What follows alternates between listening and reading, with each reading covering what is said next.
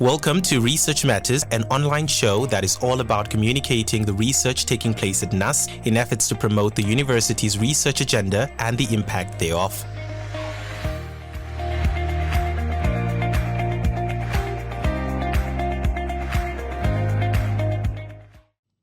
It's exactly 11 minutes past the hour, 19 minutes past the hour of 11. You are logged on to the Yellow Benches, and it's time for Research Matters as we have it every other Tuesday. This morning, we have Prof Ambrose Azeta, who is a distinguished academic in software engineering and artificial intelligence right here at the Namibia University of Science and Technology, NUST. He was inaugurated as a professor during the 2025 Institutional Research Week, making a significant milestone in his career dedicated to advancing applied software engineering and AI, of course, for societal transformation. With over 2 decades of experience, 136 publications, and an extensive contribution to research leadership. Right, his work exemplifies how technology can be leveraged to address national and global challenges.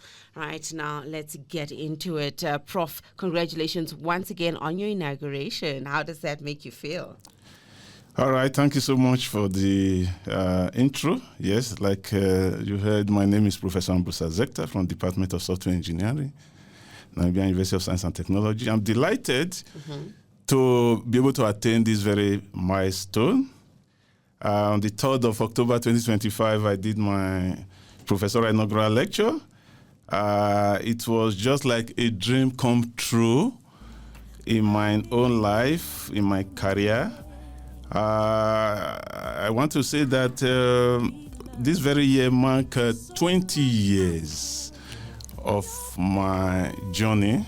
I started my academic career in 2005, so this particular year is exactly 20 years. How does it make you feel? So I feel delighted. I'm happy. The fact that, coming all the way, all these years, and in this very year, jointly celebrating 10 years anniversary of Namibia University of Science and Technology. So I'm so happy. I'm so happy for myself, for my family, and for persons around me. It's like a dream come true. It's like you are just walking into your dream. You dreamt of something several years ago, and then you are seeing yourself realizing that dream. So that is how I feel myself. I've been so joyful since several weeks before the inaugural, even up till now. I'm so delighted to be in this very mood right now. Wow, Prof. Now, 20 years, I'm trying to wrap around my head around. Now, your specialization is in software engineering and AI, artificial intelligence. Now, 20 years ago, what made you pivot into that space? I mean, was there even AI or software engineering in 20 years ago? How did that journey, what shaped your direction to go in that route? Okay, exactly 20 years ago, 2005, when I made up my mind to leave the industry. I was working in the industry. I spent 11 years working in the industry. Wow. And then in the IT world, moving from one organization to the other. And then the last place I worked within that 11 years of my industry career was a research company. And then it was, we're doing technology-based research where they rate technology usage across different sectors in the country then. So from there, I started developing interest into going more into the university environment to be able to realize that research activities that I was doing. And then they also learned something about product-based research. So you don't just do research and then you come up with theories and frameworks and several other outcomes. But okay, make efforts, particularly my field of software engineering and IT, and that you can also come up with products coming out from your research. So that 2005 was a very glorious moment for me, changing from industry to enter the university environment. And then, since then, I started with software engineering, and then gradually moved on to, or combined it with artificial intelligence. Okay, and then in 2012, I did my PhD. So at that time, I knew the space was so wide for me to start swimming as far as software engineering and artificial intelligence are concerned. And then which year now? That was 2021, about 4 years ago. Another moment in my life where I have to take a decision that to further solidify my, academic career. So I decided to move away from my country, the university where I was working, right there in Nigeria, to Namibia University of Science and Technology. So that brought additional transformation in my life. And then since I joined this great university 2021, it has been success story all through, guided by the environment, the platform that NUST has provided for me in my field to be able to excel. Thank you. Wow. It's easy to say that Prof has been moving with the times. Yeah. Definitely. Well done. Yes, Well done. Thank you. Thank Well you. done. Now, your inaugural lecture focused on applied software engineering and casual artificial intelligence as a paradigm shift for driving innovation, innovative social value changes. Could you briefly explain what the paradigm shift entails and why it matters today? We're talking about you moving with times. Yes. Talking about the paradigm shifts is taking artificial intelligence from current level to the next level. Research is all about advancement. Now, if you observe and probably listen to my inaugural lecture, I said something about the conventional AI or conventional machine learning that make use of correlation. It makes use of historical data to be able to predict the future. Okay? Like I also made a definition of what exactly AI is, a system that mimics the behavior of human being. So that level of AI, and in particular machine learning, that work in such a way that is probabilistic, meaning when it do analysis for you and make prediction for you as an individual or organization, the outcome, the result is probabilistic. So, and that is why it's based on percentage. 70% accuracy, 80% of whatever accuracy. So organizations or individuals basing their entire investment in such decisions may be reluctant because such AI outcome we have issues of bias or trustworthiness. So how do we take it from that level? So that is the reason why I brought in, based on theory, I brought in Causa to work with AI such that it takes the current machine learning predictive outcome to the next level, where trust of AI systems can be realized. We organizations and individuals can wholeheartedly believe that this AI system that I'm using to solve the business process in this organization is going to bring better results, better outcome, and investment into the organization. So that is exactly where Causa AI is coming in. Then combining it with applied software engineering, where I initially started my feed from in 2005 to complement the Causa artificial intelligence, is to see how to move from, how to move from the current level and then impact the society with positive values. So if organizations make up the society, they make up a country. So if we want to bring about national development, and we are talking about artificial intelligence as an innovative technology that will help transform these organizations and bring about national development, then the results and then the decisions taken by this AI system should be close to 100%. It should be trustworthy to be for the organization to invest in. So that is the essence of the topic, applied software engineering and casual artificial intelligence, in shifting the society from the current level to a developmental level. All right, Prof. So now, trying to peel away back some of the scientific terms or some of the big words. Okay. You know, so that you bring it to my level. Okay, I understand. I will do that. I will just do that. Of understanding. With case studies, I will do that. And examples, I will do that. So maybe you can share with us a real life example, maybe either with I think you said Keisha? Kausa. Yes, Kausa. Yeah. Or since you said you came from the industry and you went to academia. Yes. All right. So from what you've been doing for the past 20 years. Okay. And how does that practically, how you've either helped other organizations or other students to realize AI into real world examples? Okay, now we may just look at some of the sectors where myself and my team, we have applied this AI. Okay, so we can start with education. Because as a matter of fact, AI is applied across all sectors in the country, in any country, whether education, healthcare, and financial services. Now, in education, how can AI help? Or what exactly can I say myself and my team we have done with AI in the area of education?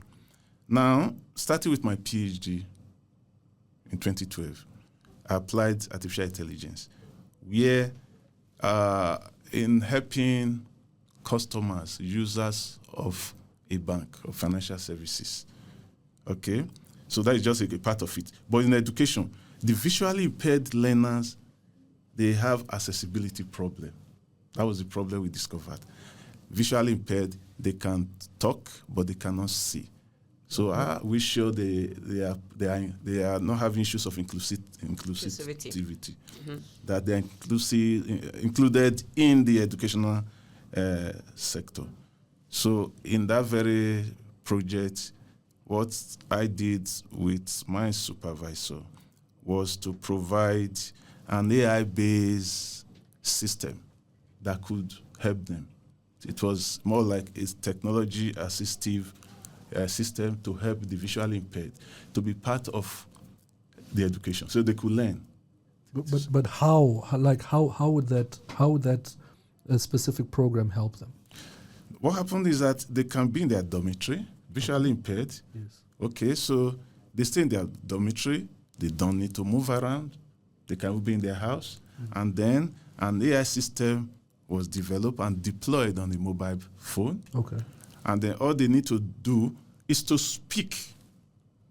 They speak. The mobile phone is close to them. They just speak to it. They speak to it. And then the application connects them to the e-learning server. Okay. Just like every other person, able-bodied the student connect to e-learning. Yes. Okay. So the application connects them to e-learning, and then reads it out to read it out to them. So they speak. They use voice to interact with the with the e-learning. Okay. The way an able-bodied person will look at the e-learning and begin to click, download, and all of that. Exactly. Yes. So, but this application through voice, we just he asks you a question interactively, and you speak to it. What do you want to do? You tell it. It will do it for you. It reads the content, your learning content, your course materials to you, and then you can even do assessment with it and quiz. And then it will grade you and tell you your mark. All right. So we actually use some visually impaired organizations through NGOs to be able to organize the prototype and test running. So we're moving running. away from Braille for visually impaired students, so to say. Now, moving away from visually impaired, now the AI technology also in the area of education has been able to help even able-bodied students, even the organization, the administration of the educational sector. For instance, a PhD student of mine that I supervise used artificial intelligence to be able to carry out analysis of students' results. So he's able to predict, okay, at year 1 or year 2, so through AI, he used the historical record of the students and predict who are those that will be able to make first class or cum laude at their final year.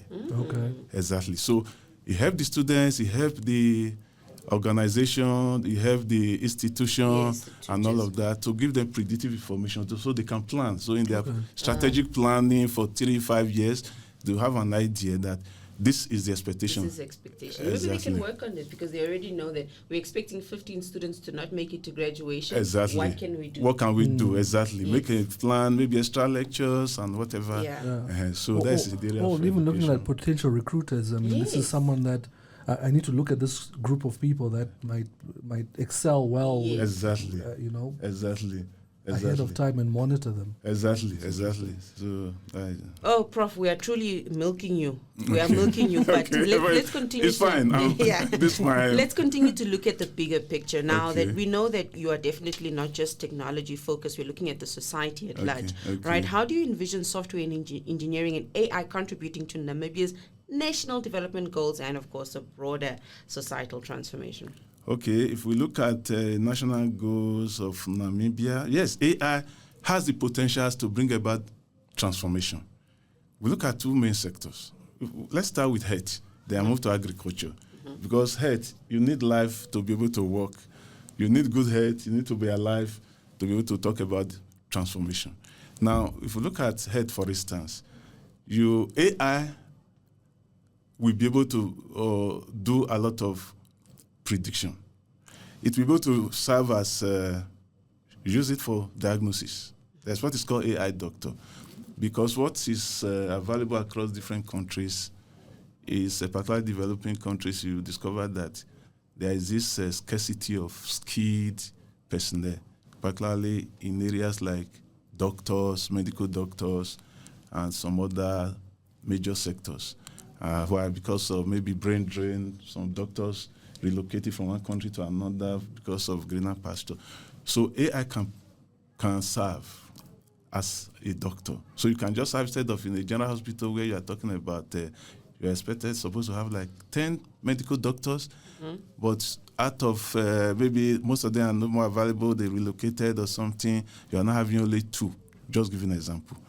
Now, how do you complement, how do you provide support for the same growing number of patients coming to that general hospital? So you can come up with an AI system. Remember, AI mimic the behavior of human being, even across different fields. So you can come up with an AI system that will play the role of an AI doctor, supporting the only 2 doctors that are available, the only 2 medical doctors that are available in diagnostics. Yeah. So you can have an AI system and then use it for diagnosing particular ailments like TB, malaria, typhoid, HIV, and the rest, to carry out some preliminary diagnosis. So the only 2 doctors available, and you're having a crowd of patients. So there can be a dashboard, a big screen, computer somewhere at the receptionist of the medical officer, where the patients, they are trained on how to do their own personal diagnosis. Okay. To test, enter this, you interact with the machine. He asks you some questions, you supply it, it will tell you, he asks you, okay, how are you feeling? Enter the symptoms you're having. You enter the symptoms, you're having dizziness, red eye, this and that. You enter all of the different symptoms. Through click on diagnosis, it will tell you have malaria or you have TB. And then you can also book appointment to see a doctor. So you book appointment, and then you have a dashboard that tells you, okay, this is the time available. These are all the only doctors available. And from there, you now go and meet your doctor to confirm that diagnosis. Or maybe you don't need a doctor. It's a straight-up diagnostic, and you just get a prescription. You go to your nearest pharmacy. Exactly. Such system has a prescription, but the risk, this is the Kalsua AI we are talking about. The level of accuracy must be increased so that you can trust it. But because of the level of accuracy that is not too high in terms of percentage, it's not too close to 100. So you have to go for further confirmation by a doctor. So we will still need the human aspect. Yes, the human aspect will be very relevant. And you can do this from your home, through a mobile phone. You are feeling dizzy midnight, you can't go out to go and see a doctor, you just do some diagnosis. Yeah. Maybe see if it's serious or not. Exactly. So that is for health. Yeah. Then finally, in the area of agriculture, very key for a country like Namibia, AI can be used for several, aspects of agricultural activities. Is it for water irrigation and all that? You can use AI. You can actually use AI to be able to predict pre-season weather. Yes, and say, okay, in the next 3-4 months, how will the weather look like? Can I and all expect of- the harvest by the end of the year? Exactly. Even the quality of the harvest. Yes. AI can be able to tell you these are the crop you are going to plant now, and because by the end of the year, you are going to have so quality, so number of harvests that are of quality. Okay. Exactly. So pest control, you can use AI to do all of that pest control management. Then the delivery chain. When you have done your harvest, you want to predict the right market where you are going to make sale at better profit. AI can help you do all of those predictions. So when you're able to do that in the area of health and agriculture, we were talking about national development because these are two key areas that can, propel a country for, societal development. Thank you. Now, Prof, I just want us to go for a quick musical break. Okay. You've chosen a specific song. I think it's CC Winans. It wasn't easy. Yeah. What exactly? Why the song? How does it speak to you? I thought being a professor is easy.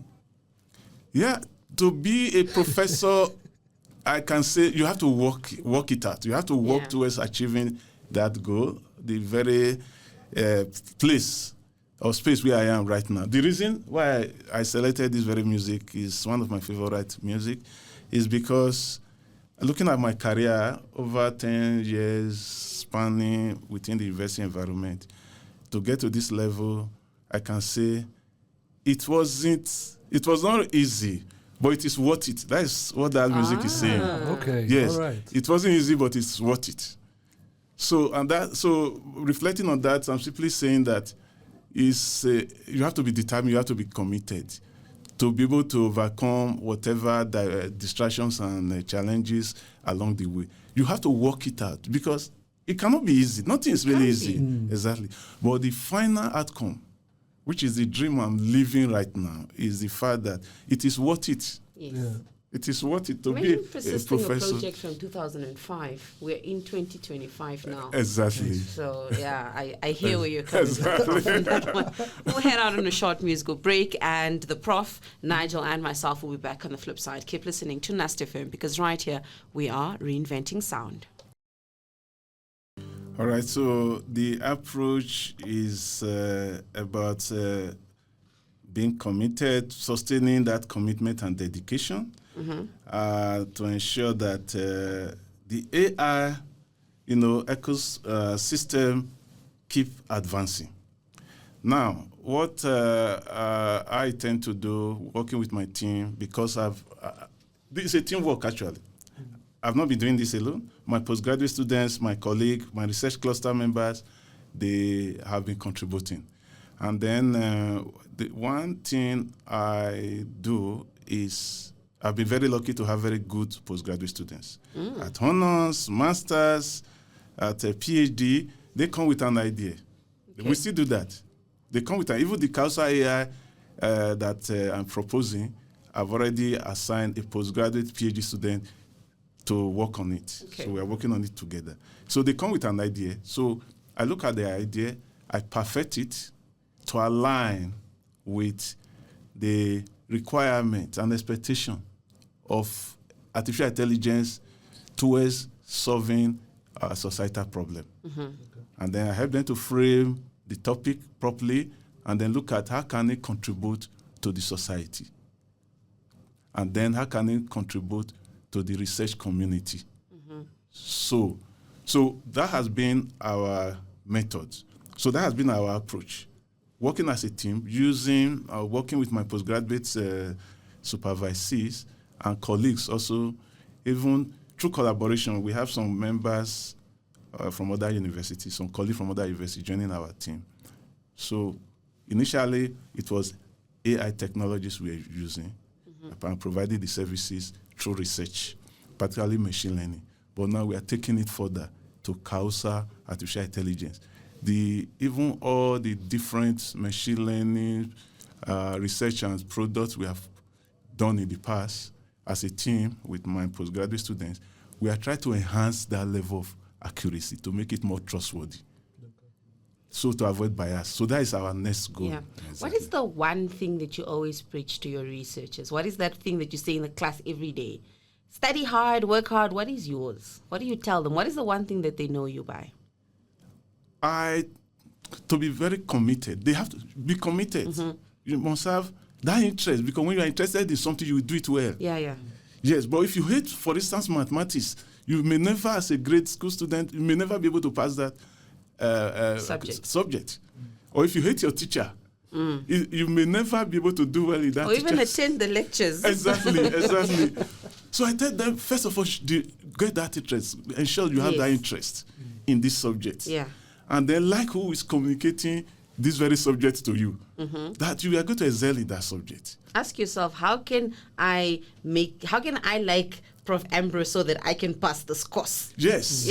Ask yourself. Exactly. So for you to be able to you like the subject, you are committed and dedicated to not just rely on what Prof is teaching you, that even you do on your own self-study. That is the committed and dedication. Self-study in addition to what you have been taught in class. And then when you discover that by the time you are beginning to do well in the subject, by what you have learned in class and by your self-study, you just find yourself liking the lecturer. Yes. Absolutely, I agree. So Prof, in this passion that you're talking about, how does a future researcher find like the opportunities within the AI? I mean, obviously Namibia is in the early stages of the AI ecosystem. Okay. How do these passions, how do this motivation cause a student or future researcher to look at opportunities within the AI ecosystem? Okay, now if future researchers just need to keep searching. Keep searching, not just searching online, but listening to presentations, attending, for instance, conferences, whether it's online or face-to-face. You are hearing new ideas from persons ahead of you. So you're able to get new knowledge from persons ahead of you when they speak and when they talk about AI. In addition to you going online to search what is the latest technology in the area of AI. You understand what I'm saying? So now you have that background knowledge. Oh, this is the thing now, this is the thing now, this is the thing now.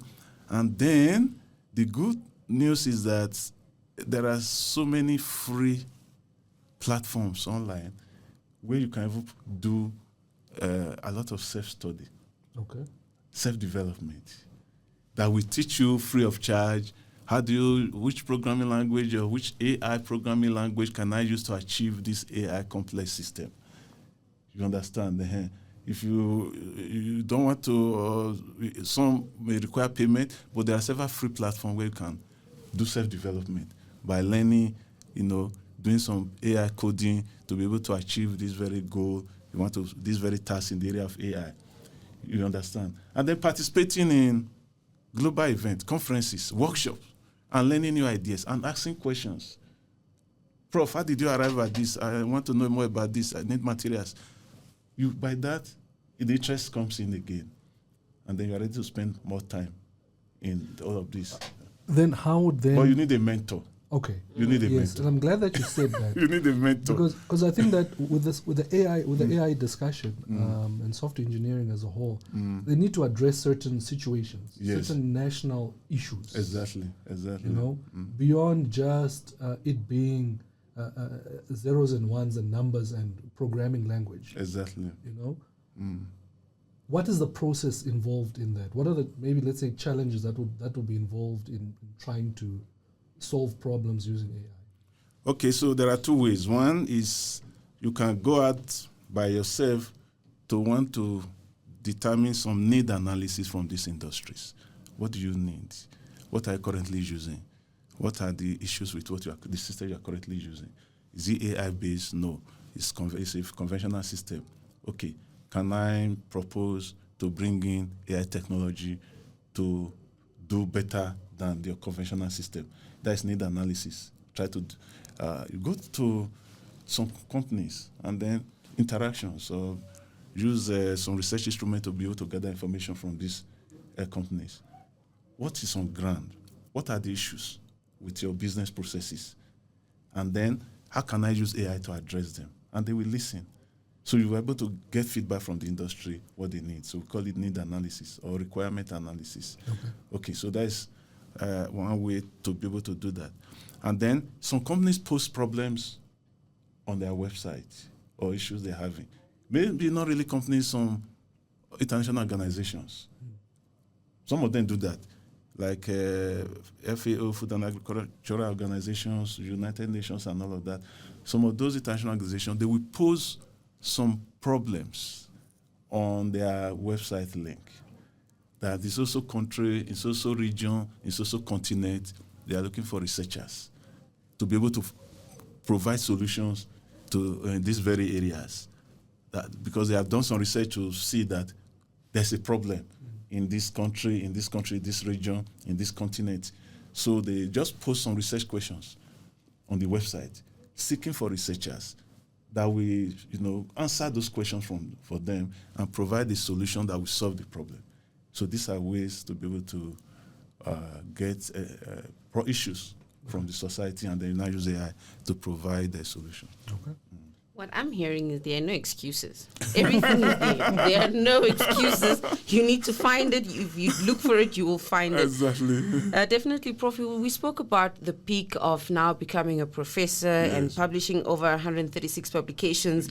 But the question is always, what is next? All right. Now, looking ahead, what are the key research priorities and your vision for contributing to NUST's role in regional and global innovation in the ecosystem? Because now your success is ours also. Yes, the plan, a lot of plans, really. Again, working with my research cluster members and my team, how can we advance this AI? AI, somebody asked in one conversation, somebody was asking, will AI ever die? I said, no, it's a technology, and technology will keep advancing. And as technology is advancing, then researchers like us, we are using the AI technology to solve societal problems. So the plan is, coming from my professorial inaugural lecture, the plan is to expand that very content.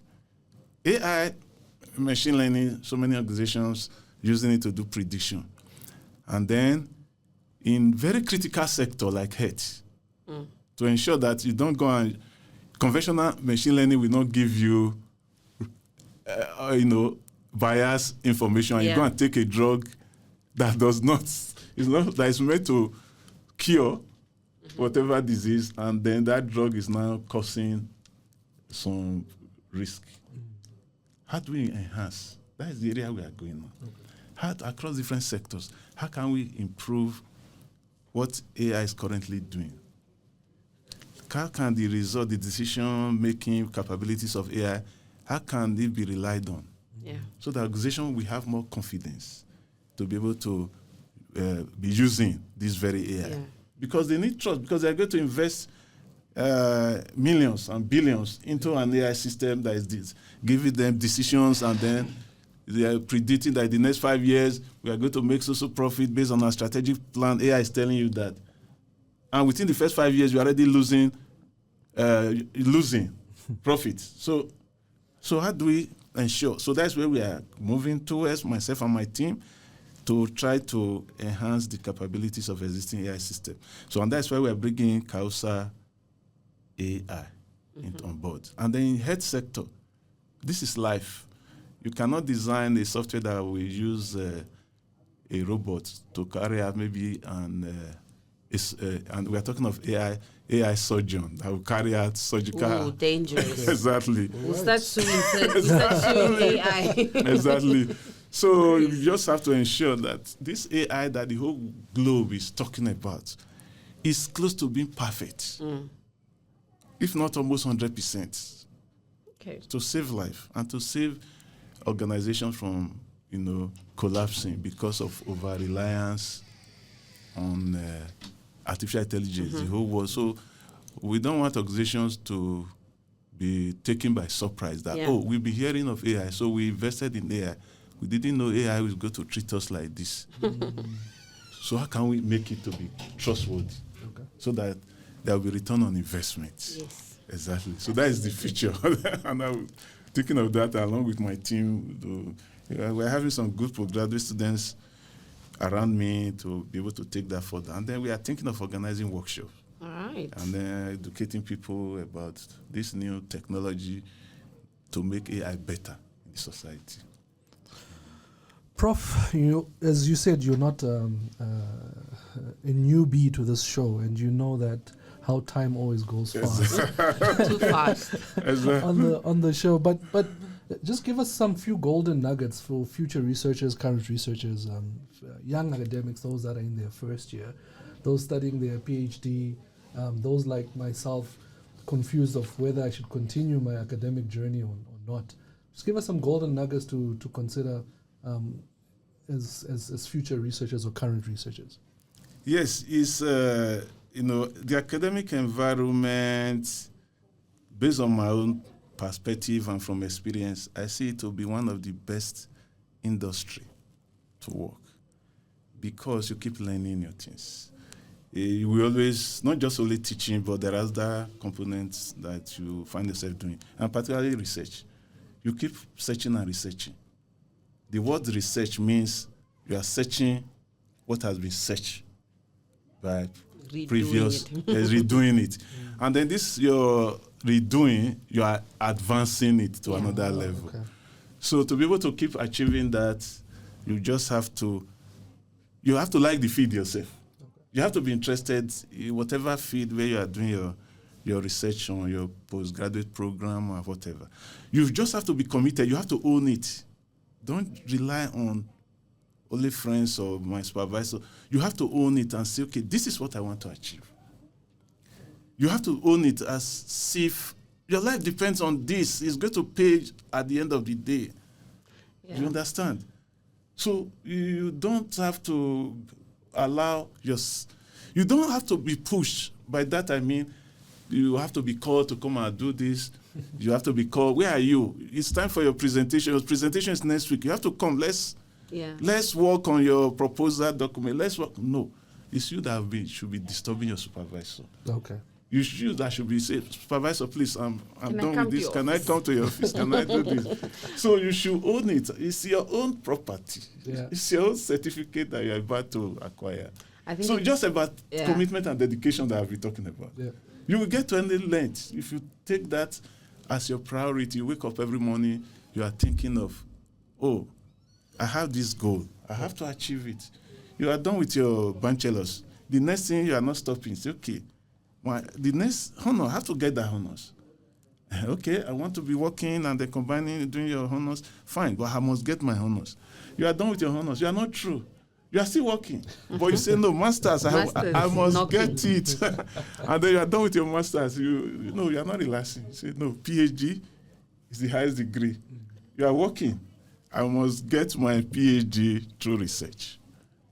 And then you cannot make up your mind and say, okay, now I have all the degrees. Yeah. Maybe I can now go. You have been working so these years. You can now say, okay, let me go to the university environment as an academic. Yeah. Now you have all the degrees. Yes. And then you now pursue your professorial cadre.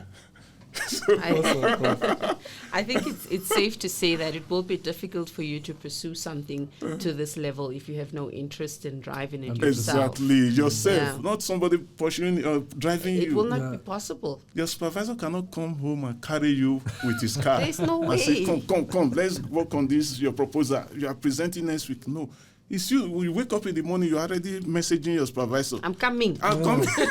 Don't forget our appointment. Yes, I'm coming. Your supervisor will say, this boy, your seriousness is too much. Okay, come. Thank you so much, Prof Ambrose Azeta, for joining us here on Research Matters with myself, Ms. K, and Nigel. And from us, you will see us again next time. Thank you so much. Thank you for receiving me. Thank you for the interview.